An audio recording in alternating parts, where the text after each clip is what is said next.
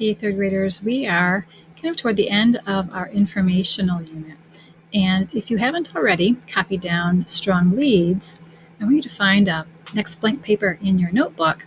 Make sure you copy this down, right? The startling statistic. That's how we're starting our informational presentation. Today, we're going to talk about those mic drop endings. So the rest of this page is going to be about how we end our story.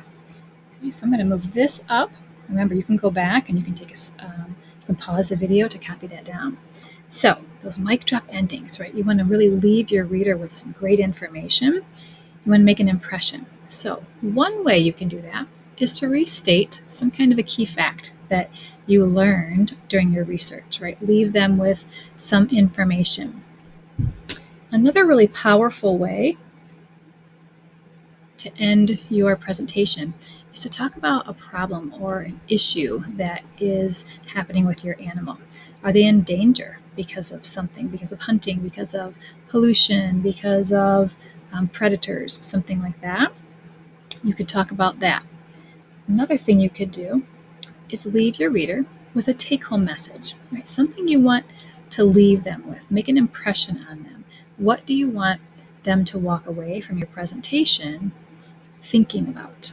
Okay, so your job is to also copy down this page into your writer's notebook so that you have that to refer to. Okay, we're going to be doing other writing this year in third grade, and this might be something that you can go back to. All right, the other thing I want to show you is my manatee presentation so you can see how I have ended mine. Right, I'm going to go back to the beginning and show you right that title page. Let me try to make it a little bit bigger for you to see. I'm not going to make it full screen. Okay, so it's a little bit bigger there. You can see that. So here's my title page, right? Maybe you want to put a picture on your title page. Okay, that's totally up to you, however you want it to look. Try to move some of this out of the way. So remember, I'm going to have 5 slides because there are 5 parts to my power organizer. My top and my bottom triangles, and then my 3 rectangles in the middle. So this is an extra slide because it's my title page or like my cover, right? So this is just about manatees. So once again, I'm going to read you the information because I've gone back, I've revised it, I've edited it. You're going to do the same thing as you create your presentation. You're going to go back and reread it, and you're going to realize, oh, I need to use a different verb, or I need to find some kind of an adjective to describe that a little bit better, right? Maybe you forgot some transition words or phrases and you need to add those. You're going to look back and say, oh, I forgot all about nonfiction text features. You need to add something like that, okay? So let's start from the top, and I'm going to read through my entire presentation, and I hope you learned some things about manatees, and we're going to focus today on the ending, that bottom triangle, so you can see how I used one of our mic drop endings that we just wrote down to leave an impression with you, my reader. A baby manatee, also called a calf, can weigh between 60 and 90 pounds at birth. Most human babies weigh between 6 and 9 pounds. A manatee is a large water mammal, also known as a sea cow. Manatees are fascinating creatures, so read on to learn about their appearance, what they eat, and where they live. To begin with, manatees have a unique appearance or look. They are referred to as sea cows because they are large and slow like a cow. They have wrinkled gray skin and a flat, rounded tail that helps them steer their bodies, much like the rudder of a boat. Although manatees don't have arms or legs, they do have front flippers that are shaped like a paddle. The mouth and nose together are called a snout, and there are 2 nostrils on top. They stick those out of the water to breathe every 3 to 5 minutes. They also have a whiskered upper lip that is divided in half, which helps them grasp their food. Manatees are the size of a car. They can be as long as 14 feet and weigh a staggering 3,500 pounds.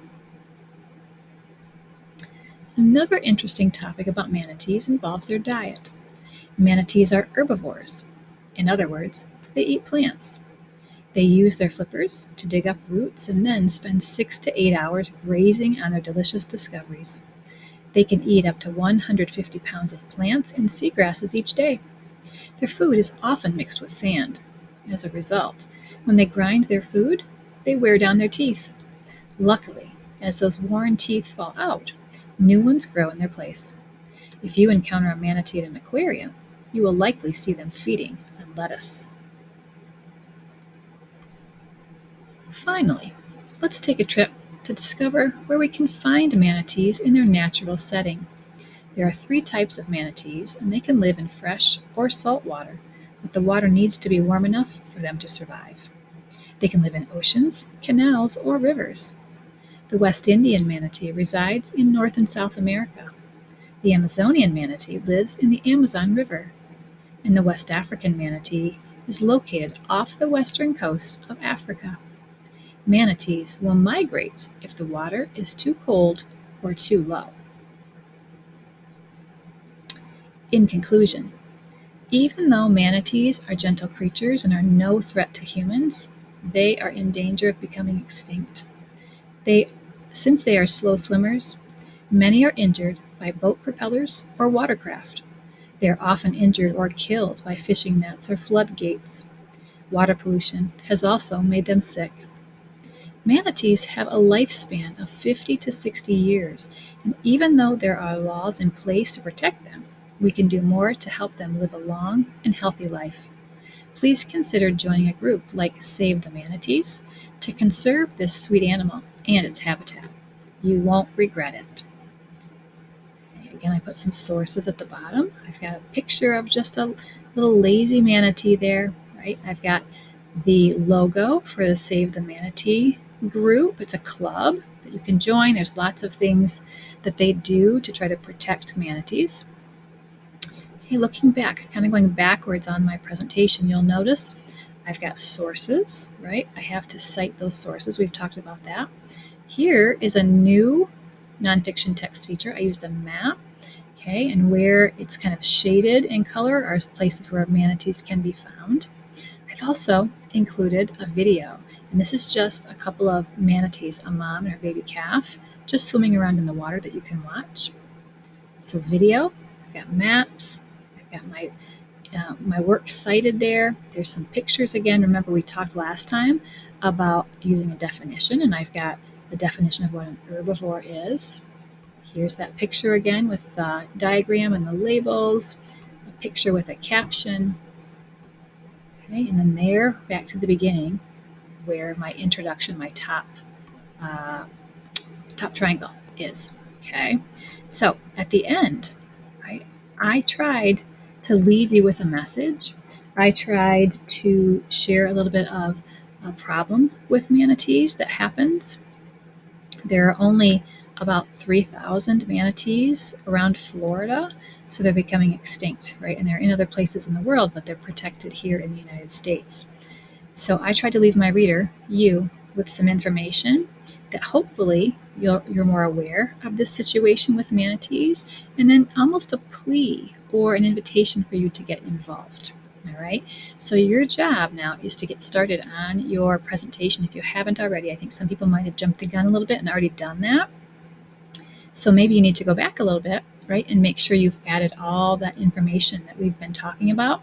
This is going to be due on Wednesday, March 31st. So you can turn it in anytime that you're finished, but you want to make sure that it's turned in by then. That's the day before we have spring break starting. So that's a Wednesday, which will be an asynchronous day, an independent work day. So you'll have 2 of those Wednesdays to work on this, right, along with all the rest of the days of the week. But that might be a good activity for you to work on the next 2 Wednesdays. All right. We'll talk a little bit about revising and editing and kind of having that checklist to make sure you've included everything you should on your informational presentation using technology. Have a great day.